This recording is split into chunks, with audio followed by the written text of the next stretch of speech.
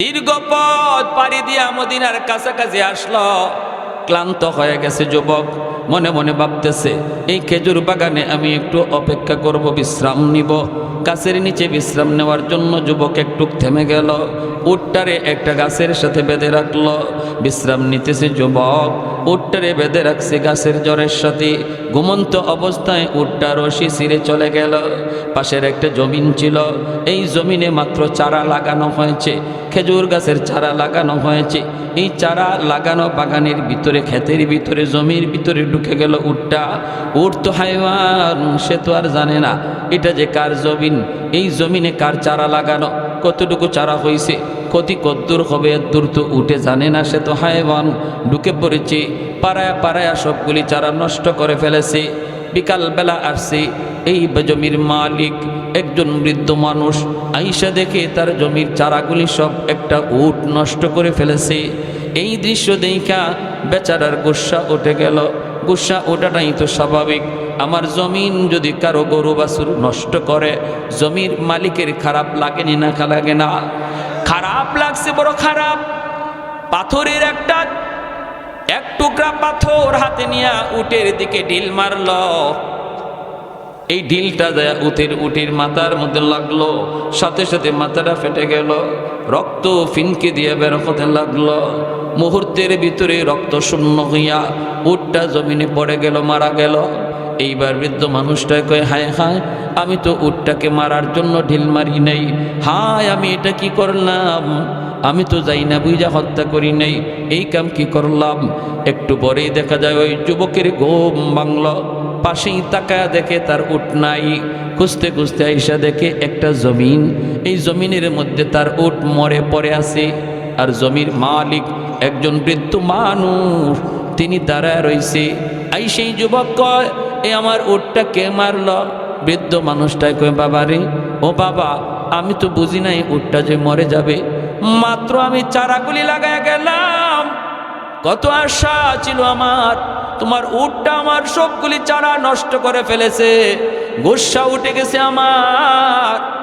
এক টুকরা পাথর হাতে নিয়ে উটের মাথায় মারলাম, ও বাবা আমি জানি নাই, বুঝি নাই উটটার মাথা ফেটে রক্ত শূন্য হয়ে মারা যাবে। বাবারে আমি বহুত বড় ভুল করে ফেলেছি। কিন্তু যুবক, সে তো গুস্সা হয়ে গেল, আমি এখন মদিনা যাব কেমন করে? এত লম্বা সফর, মদিনা থেকে আবার বাড়ি যাব কেমন করে? উটটা তুমি কেন মারছো? তারও গুস্সা উঠে গেছে। হেও একটা ঘুষি মারছে চাচাড়ে। বৃদ্ধ মানুষটার একটা ঘুষি মারা মাত্রই এই বৃদ্ধ মানুষটাও চিত হয়ে পড়ে গেছে, জমিনে পড়ছে। পাথরের জমিন পড়া মাত্রই পাথরের মধ্যে মাথাটা লাগছে। এই বৃদ্ধ মানুষটারও মাথা ফেটে গেছে, রক্ত ফিনকি দিয়ে বের হইতেছে। উট যেইভাবে মারা গেছে রক্ত শূন্য হইয়া, এই বৃদ্ধ মানুষটা অল্প টাইমের ভিতরেই রক্ত শূন্য হয়ে মারা গেল।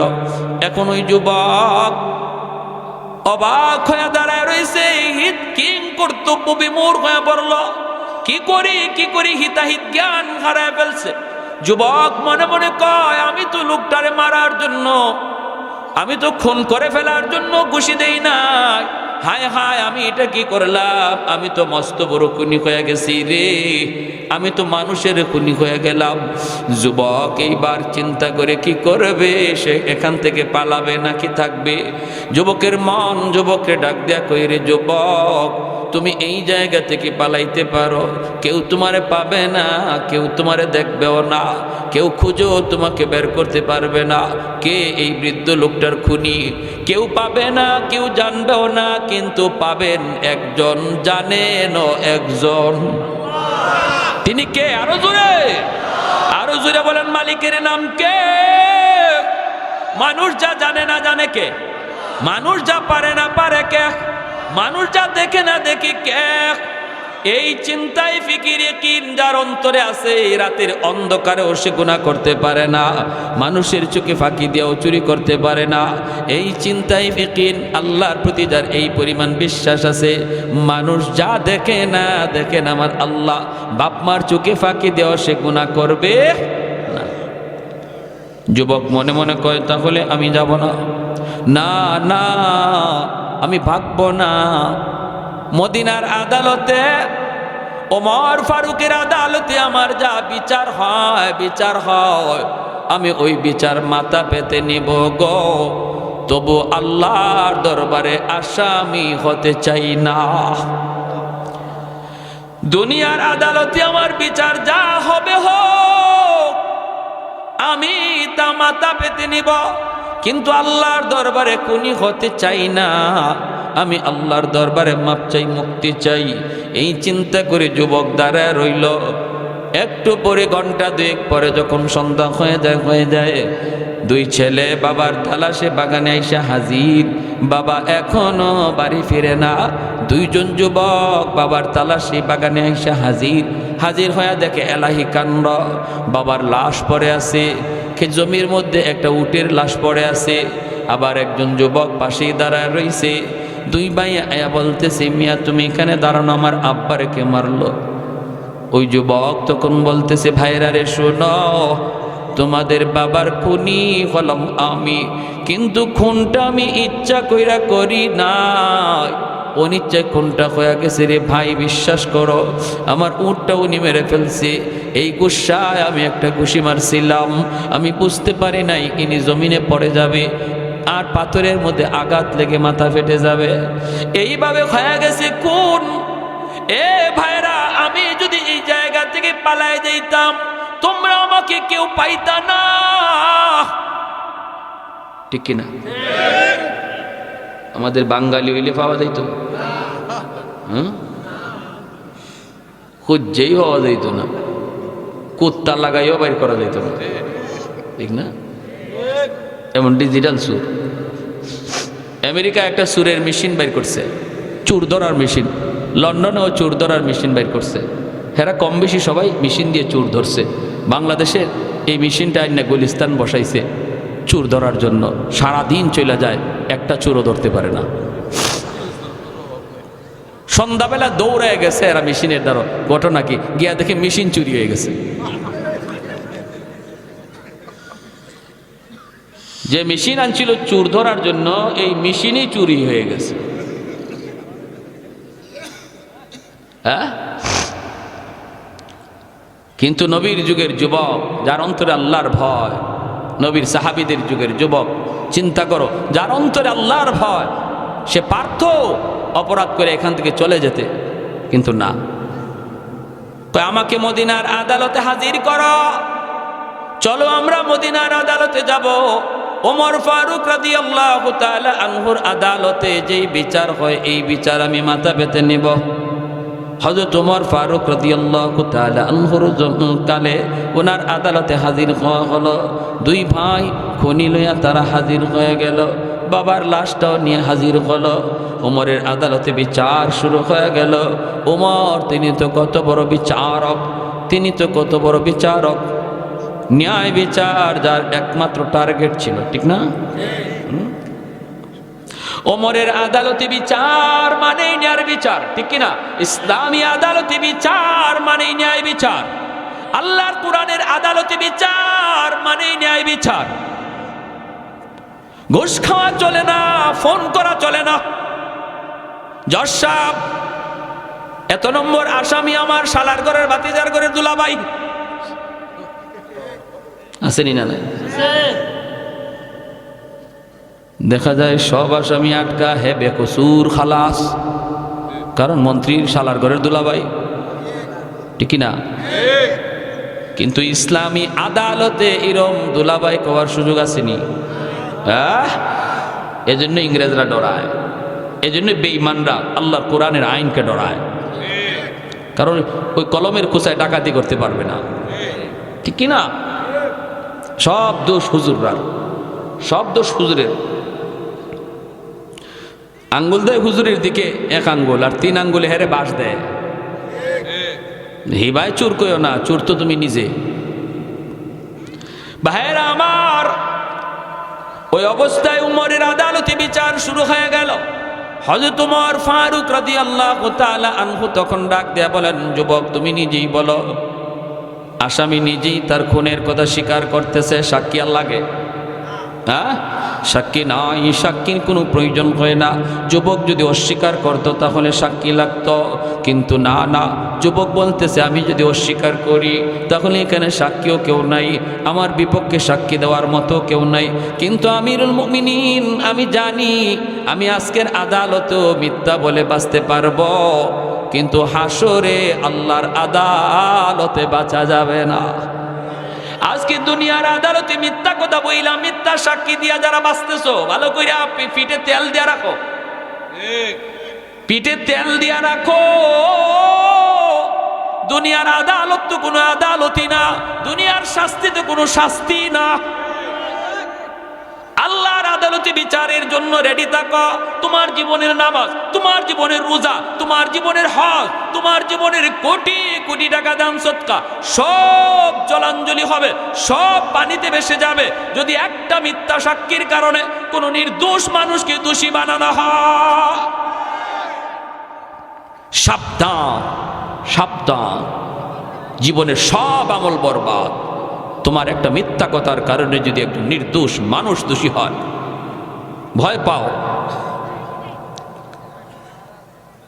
উমর রাদিয়াল্লাহু তাআলা আনহু বলেন, ঠিক আছে তোমার রায় হলো ফাঁসি, কারণ ইসলামী আদালতে জানের বদলা জান, জানের বদলা আল কাতলু বিল কাতলি ওয়াল হুররু বিল হুররি।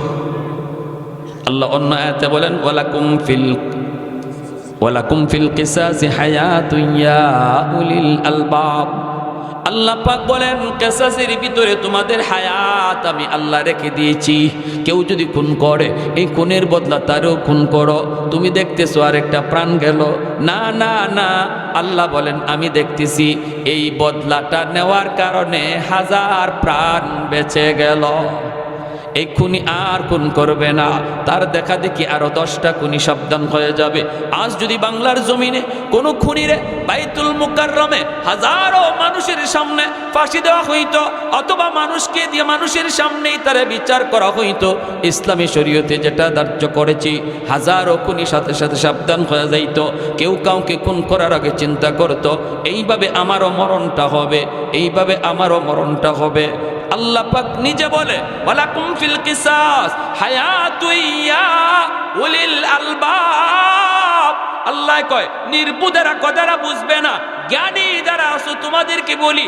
আল্লাহ বলেন জ্ঞানী যারা আছো তোমাদেরকে বলি, আমি আল্লাহর ওই আদেশ, আমি আল্লাহর ওই বিচার ব্যবস্থা, খুনের বিচার হলো তারে খুন করা, এই খুনের দ্বারা হাজার প্রাণ বেঁচে যায়। এটা কোরআনের আইন, ঠিক কিনা জোরে বলেন। হযরত ওমর ফারুক রাদিয়াল্লাহু তাআলা আনহু তিনি বিচার রায় দিয়ে দিলেন, যুবক তোমারও ফাঁসির রায় হয়ে গেল রে যুবক, আগামী কাল তোমাকে ফাঁসি দেওয়া হবে। এর ভিতরে তোমার মনের কোনো ইচ্ছা আছে কিনা তুমি একটু বলো। যুবক বলতেছে আমার কোনো মনের শেষ ইচ্ছা নাই, শেষ কোনো ইচ্ছা আছে কিনা বলো। যুবক হঠাৎ করে কয় আমিরুল মুমিনিন আমাকে যদি একটু সুযোগ দেন গো, আমি একটু বাড়িতে যাব। এটা কি কয় শেষ ইচ্ছা বাড়িতে যাওয়া, এটা কেমন কথা, এটা কেউ দিব? কয় বাড়িতে যাব। কেন যাব? কারণ আমার বাড়ির পাশে আছিল একটা বাজার, এই বাজারে একজন ব্যবসায়ী আছিল ইহুদি, ওই ইহুদির দোকান থেকে আমি মাল কিনে আনতাম, কিছু টাকা আমার বাকি রয়ে গেছে। আমি যদি ওই টাকাগুলি ফেরত না দেই তাহলে আমার উপরে তার হক থেকে যাবে, আমার উপরে তার হক থেকে যাবে, আর হাসরের মাঠে জবাব দিতে হবে আমাকে জন্য। সেও দুনিয়াতে মুসলমান জাতি তুই লাগালি দিবে, বলবে মুসলমান জাতটাই খারাপ, ওরা ঋণ পরিশোধ করে না, খরচ পরিশোধ করে না। ওগো আমিরুল মুমিনিন একটু সুযোগ যদি আমাকে দেন, আমি বাড়ি যাব আর ঋণটা পরিশোধ করে দ্রুত চলে আসব। মানুষের ঋণ, মানুষের হক নষ্ট করা কত বড় গুনাহ চিন্তা করেন। আল্লাহ নবী বলে একজন মুজাহিদ জিহাদ কইরা যদি শহীদ হয় সমস্ত প্রশ্ন মাফ হয়ে যায়, আল্লাহ তারে কোনো প্রশ্ন করে না। যে শহীদ হয় নামাজের হিসাব নেওয়া হয় না, রোজার হিসাব নেওয়া হয় না, হজের হিসাব নেওয়া হয় না। কিন্তু নবী বলেন ইল্লাদ্দাইন, ইল্লাদ্দাইন, কিন্তু যদি দুনিয়াতে কারো হক নষ্ট করে থাকে এই শহীদ, আল্লাহ ওই হকের ব্যাপারে তারে জিজ্ঞেস করবে, কারণ আল্লাহ এই ব্যাপারে তারে মাপ দিবে না। যার হক নষ্ট করেছে তার কাছ থেকেই মামলা ডিসমিস করা লাগবে। এজন্য রে ভাই মনে রাখবা, কারো হক নষ্ট করা এটা এত বড় খতরনাক এক গুনাহ, এটা আল্লাহর আদালতে থাকে ঝুলন্ত। আল্লাহ এই ব্যাপারে ফয়সালা দেয় না, দেয় না। আল্লাহ কয় নামাজ তোর এক ওয়াক্ত কাজা হয়েছে, যা আমি মাফ করে দিলাম। রোজা একটা কাজা হয়েছে, মাফ করে দিলাম। কিন্তু তুই অমুকের হক নষ্ট করেছো, বাপ মার কলিজায় ব্যথা দিছো, বাপ মা তোমার বিরুদ্ধে আমার আদালতে মামলা দিছে। স্ত্রীর কলিজায় তুমি ব্যথা দিছ, স্ত্রী তোমার বিরুদ্ধে আমার আদালতে মামলা দিছে, প্রতিবেশী আরেক মুসলমানে মামলা দিছে। এই মামলা তুমি ডিসমিস করো, তারপরে তুমি তোমার জান্নাতে যাও। তাইরা এজন্য ওই যুবক বলতেছে, ও আল্লাহর নবীর সাহাবী, একটু সময় যদি দেন আমি দ্রুত বাড়ি যাব, আর যাইয়া ঋণটা পরিশোধ করে দ্রুত চলে আসব। আমিরুল মুমিনিন উমর ফারুক রাদিয়াল্লাহু তাআলা আনহু তিনি বলেন, যুবক কেমন করে তোমাকে আমি বাড়ি দেব রে যুবক, কেমন করে, কোন ভরসায়? ফাঁসির একজন আসামি বাড়িতে গেলে পরে আবার ফেরত আসবে, এর কি গ্যারান্টি আছে? গ্যারান্টি তো নাই, কোনো গ্যারান্টি তো নাই। হ্যাঁ দিতে পারি একটা শর্তে, মদিনায় তোমার যদি কোনো জামিন থাকে, মদিনায় যদি তোমার কোনো আত্মীয় থাকে, বন্ধু বান্ধব থাকে, আর কাউকে জামিন তুমি বানাইতে পারো, তাহলে তোমাকে আমি ছুটি দেব, সুযোগ দেব বাড়িতে যাবার। যুবক কয়, আমিরুল মুমিনিন, তাহলে আমার আর সুযোগ নাই, কারণ মদিনায় আমার কোনো বাড়ি নাই, ঘর নাই, মদিনায় কোনো আপন বলতে কেউ নাই, মদিনায় আমার বন্ধু বান্ধব কেউ নাই। আমি শুধু আপনার দরবারে আসতে চেয়েছিলাম এক নজর আপনাকে দেখার জন্য। মদিনায় আমার কেউ নাই, আপন বলতে কেউ নাই, আমার পক্ষে কেউ জামিন হবে না গো, আমার পত্রে কেউ জামিন হবে না। দয়া করে আপনি আমাকে ফাঁসিতে ঝুলাইয়া দেন, আমাকে আপনি ফাঁসিতে ঝুলাইয়া দেন। হযরত ওমর জল্লাদকে নির্দেশ দিলেন, জল্লাদ যাও, যাও তোমার কাজ তুমি শুরু করো। জল্লাদ যখন আগাইতে লাগলো ফাঁসিতে ঝুলাবে, ওই মুহূর্তে মসজিদে নববীর ভিতর থেকে একজন সাহাবী হাত উঠে কয়, আমিরুল মুমিনিন, জল্লাদকে থামাও, আমার ভাইয়ের পক্ষে আমি জামিন হইলাম।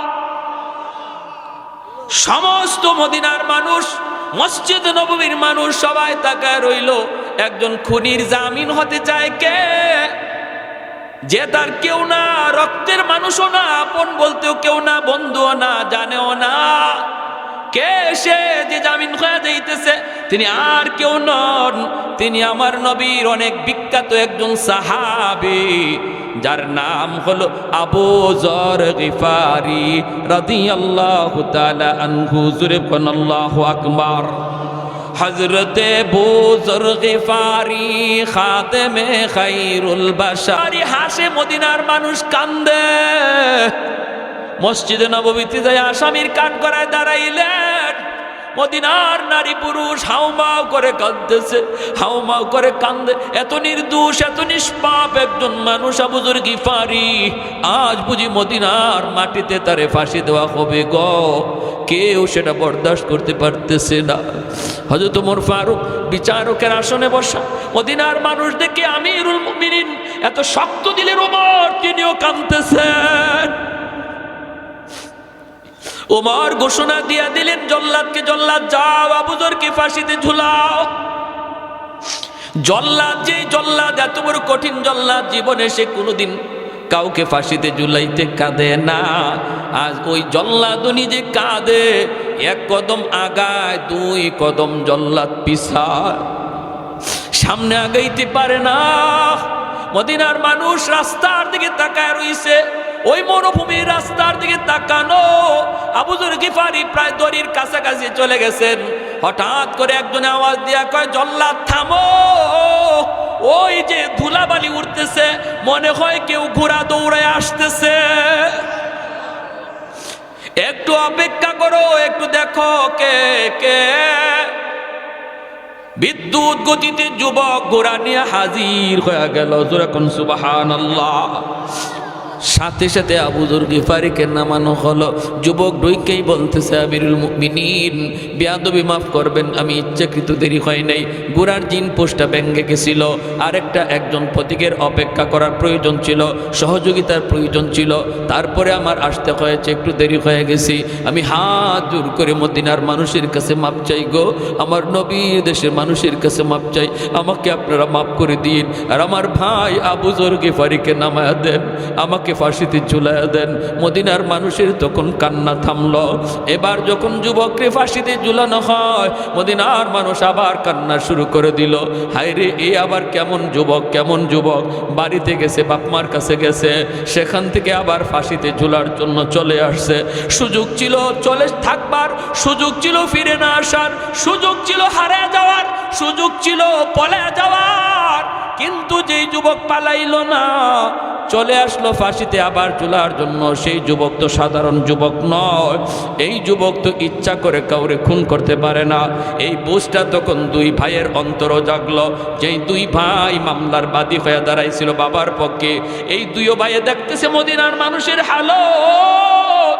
হঠাৎ করে দুই ভাই ডাক দিয়া কয়, জল্লাদ থামো, আমার ভাইরে ফাঁসি দেওয়া লাগবে না, আজ থেকে আমরা তিন ভাই। পলায় যাওয়ার, হারায় যাওয়ার সুযোগ পাইও যেই যুবক পালায় না, সেই ইচ্ছাকৃত আমাদের আব্বারে মারে নাই, ইচ্ছা করে আব্বারে খুন করে নাই, আমাদের বুঝ হয়ে গেছে। অতএব আমার বাইরে আপনি নামায় দাও, আজ থেকে আমরা তিন ভাই দুই ভাই না। এই দুই ভাই যায় ওই যুবককে গলায় জড়ায় ধরে কান্দে। মদিনার মানুষের তখন হাসি, মদিনার মানুষের মুখে তখন আনন্দ। এইবার মার কাছে যায় যুবক দুই ভাই বলতেছে, মা গো, ও মা, আজ থেকে তোমার দুই সন্তান না, আজ থেকে তোমার আরো একজন ছেলে নিল, এই ছেলে লইয়া তোমার আজ থেকে তিন ছেলে। সুবহানাল্লাহ, জোরে খান আল্লাহু আকবার। এই বলছিলাম যুবক, তোমার মতো একজন যুবকের কলিজায় আল্লাহর ভয়ের কাহিনী শুনাইলাম।